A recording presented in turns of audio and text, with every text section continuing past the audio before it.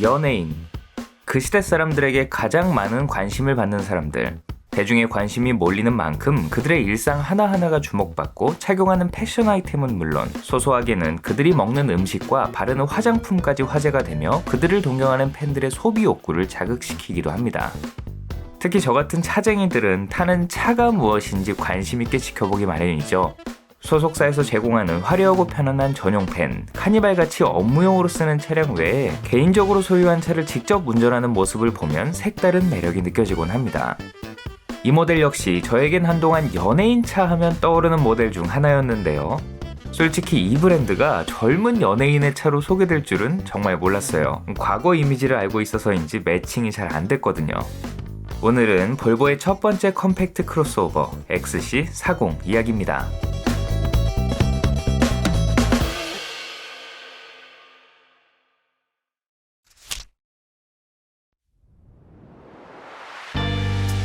개인의 취향, 라이프 스타일이 다양해지고 더욱 세분화되면서 SUV 시장에도 변화가 찾아왔습니다.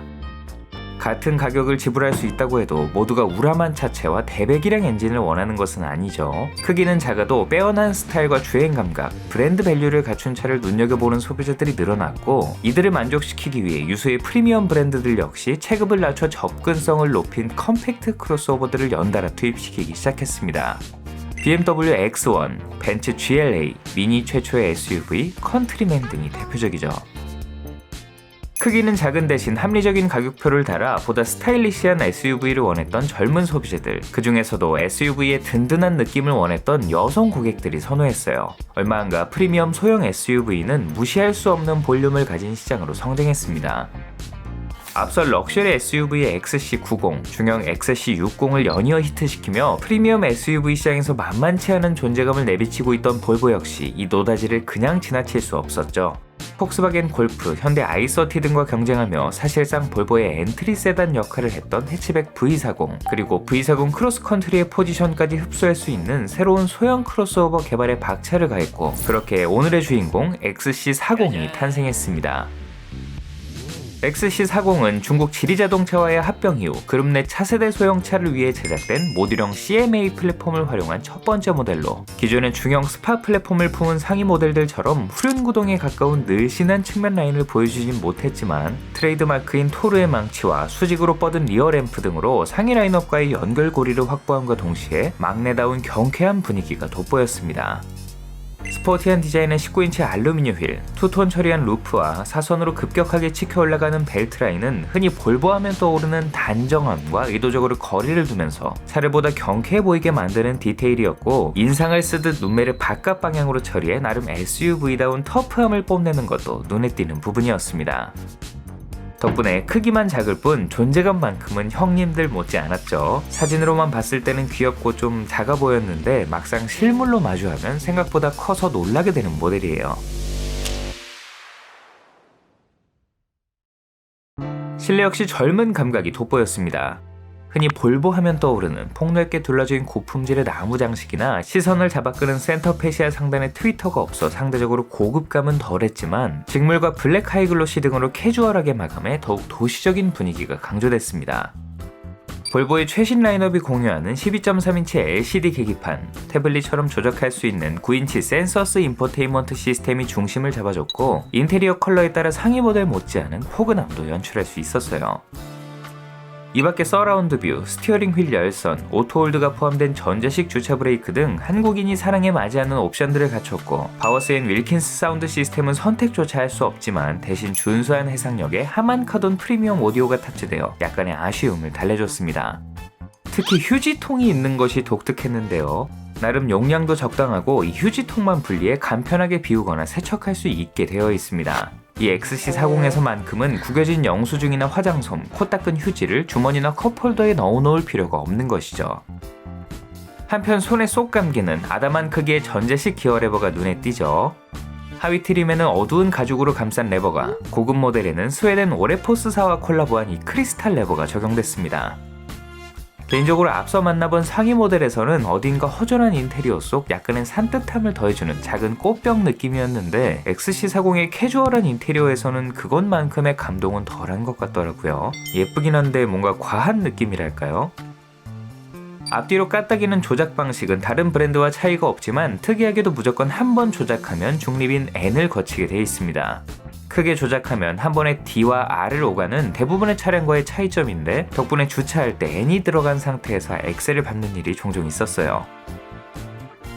뒷좌석 공간도 준수했습니다. 볼보가 늘 그래왔듯 동급 대비 널찍한 공간을 제공하진 않아도 레그룸과 헤드룸이 충분했고 뒷좌석 승객을 배려하는 여러 옵션들도 돋보였습니다. 전용 에어벤트와 USB 충전 포트, 특히 2차급 수입차 중에서는 거의 유일한 3단계 조절이 가능한 뒷좌석 열선 시트를 갖춘 점도 환영할 만한 구성이었죠. 역시 추운 나라에서 온 차들이 뭘 좀 알아요. 뒷좌석 헤드레스트를 직각으로 접어 후방 시야 확보를 할 수 있게 한 것도 오래전부터 내려오는 깨알같은 디테일이고요. 대신 외관에서도 짐작되듯 급격하게 치켜 올라간 벨트 라인으로 뒷좌석 시야가 좀 답답해진 것은 아쉬운 부분이었습니다. 가뜩이나 유리창도 좁게 열리는데 개방면을 구분하는 이 기둥이 굉장히 눈에 잘 띄는 곳에 있어서 실제로 타보니까 약간 거슬리더라고요. 다행히 파노라마 선루프가 개방감을 더해주긴 하지만요. 이 밖에 트렁크 공간은 무난했고 풀플랫으로 폴딩되는 뒷좌석 시트와 2차급에서는 없는 것이 당연했던 스마트 전동 트렁크 기능을 갖춘 점도 만족스러운 부분이었습니다.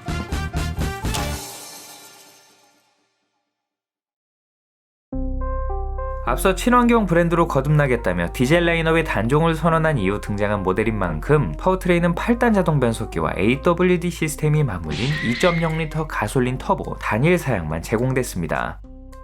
다만 실내로 넘어오는 엔진의 소음이 가솔린 엔진, 또 고급차에 기대하는 것 치고는 좀 투박했는데요. 꾸준히 지적받는 볼보의 드라이브 E 엔진의 특징 중 하나인데 가솔린과 디젤이 기본 설계와 주요 부품을 공유하면서 디젤은 소음과 진동이 준수해졌지만 반대로 가솔린은 소음과 진동이 거칠어졌습니다.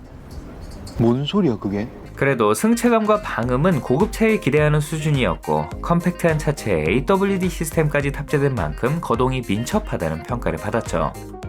특히 안전을 강조하는 브랜드답게 판매되는 모든 트림에 최고 수준의 주행보조 장치와 안전장치를 탑재한 것은 이 모델의 강력한 세일즈 포인트 중 하나였습니다. 2021년에는 주요 제품들이 모두 연식 변경되면서 파워트레인에서 대대적인 변화가 이루어졌는데요. 디젤 팩이라는 폭탄 선언 이후 진짜로 한 큐의 디젤을 없애버린 볼보는 이번에는 한 큐의 모든 모델을 하이브리드로 바꿔버렸습니다. 거의 모든 차량의 플랫폼과 파워트레인이 통일됐기 때문에 나올 수 있는 추진력이죠. 이 XC40도 예외 없이 업데이트되면서 기존의 T4가 마일드 하이브리드 시스템을 더한 B4로 변경됐습니다. 볼보의 B 모델은 흔히 하이브리드 차 하면 떠올리는 고용량 배터리에 연결된 모터가 직접 바퀴를 굴리는 풀 하이브리드 방식이 아닌 48V 마일드 하이브리드가 적용된 차량입니다. 엔진에 별도의 보조 모터를 더해 시동을 걸 때나 초기 가속을 할 때 힘을 보태는 방식으로 이 과정에서 엔진의 움직임이 더욱 가뿐해지고 배출가스도 크게 줄어들죠. 별도의 배터리 덕분에 정차 시 시동을 걸지 않아도 에어컨이나 전자장비를 좀 더 오래 쓸 수 있는 건 덤이고요. 이후 2022년에는 최초의 순수전기 모델인 리차지 모델이 추가됐습니다. 앞뒤 두 개의 모터로 4바퀴를 모두 굴리는 트윈 모터 사양으로 최고 출력 408마력, 67kg/m에 달하는 강력한 성능을 선사해 색다른 전기차를 원하는 소비자들에게 어필했습니다. 개발 단계부터 전기차 설계가 고려되었던 만큼 78kWh에 달하는 대용량 배터리를 탑재할 수 있었고 덕분에 완충 시 300km를 가뿐히 넘는 안정적인 주행 가능 거리를 제공해 경쟁력도 충분했죠. 또 실내에서의 변화는 거의 없었지만 이 무렵 차량용 안드로이드 OS를 도입하면서 계기판과 인포테인먼트 시스템이 눈에 띄게 개선됐는데요. 전기차 전용 콘텐츠가 추가된 점 외에도 SKT와 공동 개발한 T맵 인포테인먼트가 탑재되면서 T맵 내비게이션과 뮤직 애플로 AI 음성인식 등을 제공해 편의성을 크게 높였습니다. 이전의 순정 내비게이션은 보기에만 좋지 기능은 썩 별로였거든요.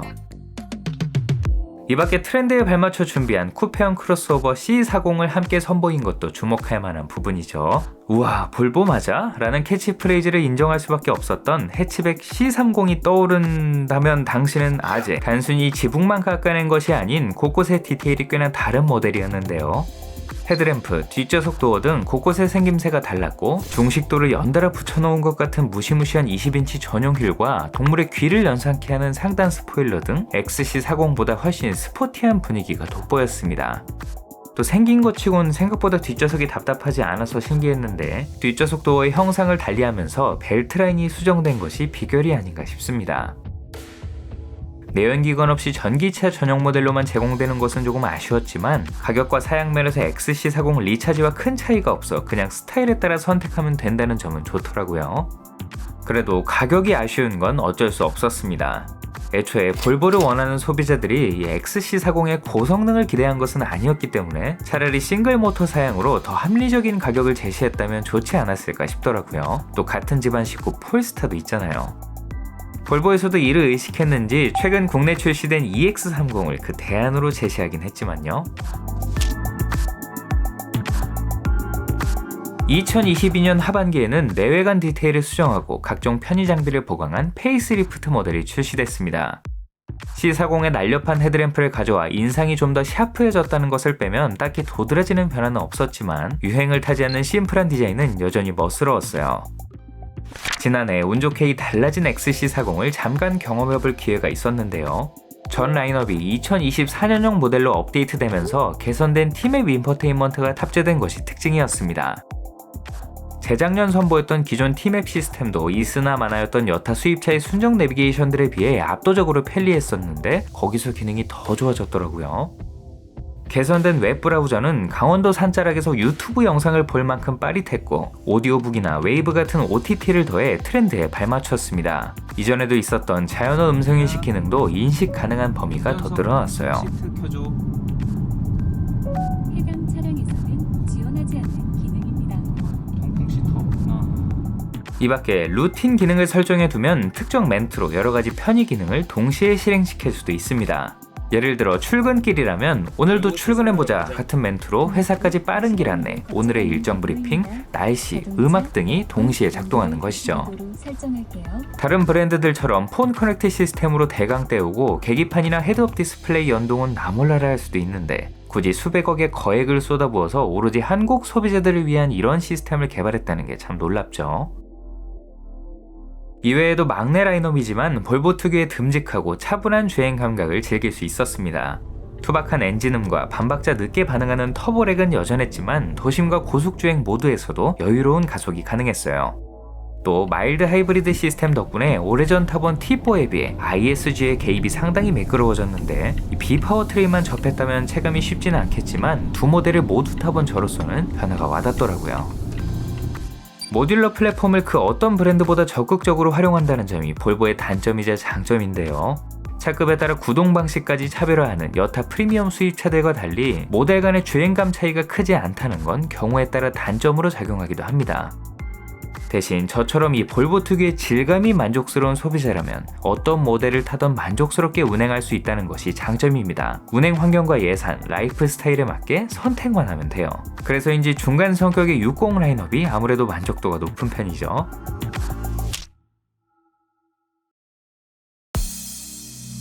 XC40은 브랜드가 처음 시도하는 차급이었음에도 기대한 만큼 준수한 상품성으로 무장했고 국내에도 앞서 출시된 신형 라인업들이 닦아놓은 좋은 브랜드 이미지의 후광에 힘입어 사전 계약 물량 1000여 대가 모두 소진되는 등 열띤 관심 속에 출발했습니다. 여기에 젊은 여성 연예인들이 타는 차로 여러 미디어에 노출된 건 역시 판매의 호재로 작용했죠. 당대 트렌디의 정점에 있다고 볼 수 있는 그들이 선택한 것을 보면 과거 볼보 브랜드의 이미지를 기억하고 계신 분들이라면 참 놀랄만한 일이죠. 이 XC40의 합류 덕에 볼보는 지난 2019년 국내 진출 이후 처음으로 연판매 1만 대의 벽을 넘어서기도 했습니다. 이후 시간이 지나며 경쟁력이 좀 희석되긴 했지만 지난해 기준 이 40의 누적 판매량만 2,573대로 브랜드 전체 판매량 1만 7천여 대의 약 15%가량을 담당했습니다.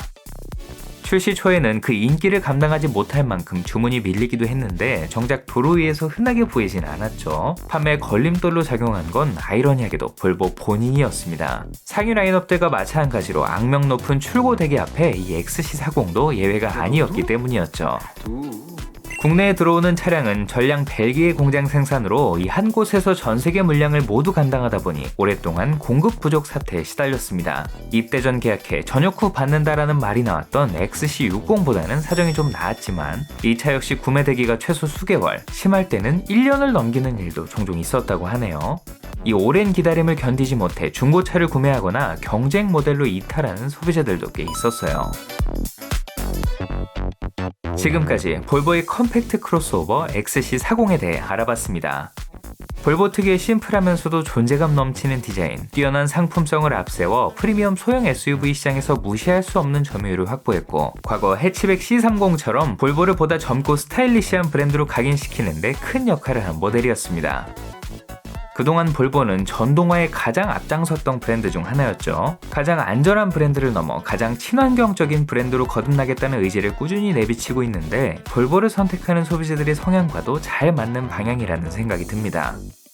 앞서 이야기했듯 소비자들은 제품을 선택하기 앞서 브랜드의 가치와 그들이 내세우는 철학까지 고려하기 시작했습니다. 파타고니아 후리스를 입고 손에 텀블러를 쥔 저 남자, 타는 차가 볼보라면 어떤 사람일지 대략 느낌이 오시죠? 에이, 불편해도 해야지. 실제로 향후 출시되는 차세대 모델들은 모두 순수전기 차량으로 판매한다는 계획을 발표했고, 전 모델에 하이브리드 시스템을 탑재하는 등 진정성 있는 행보를 이어왔습니다. 이후 발표한 플래그십 EX90, 최초의 미니밴 EM90, 지난해 국내 정식 출시된 EX30까지 차세대 라인업들이 몽땅 순수전기차예요. 하지만 최근 몇 년 사이 시장의 분위기가 사뭇 달라졌죠.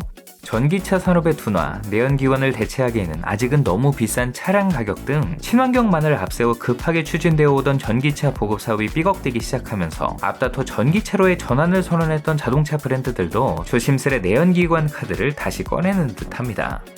이런 분위기 속에 오는 2030년까지 아예 100% 전기차 브랜드로 전환한다는 계획을 밝혔던 볼보가 어떤 전략을 펼쳐나갈지 궁금해지네요.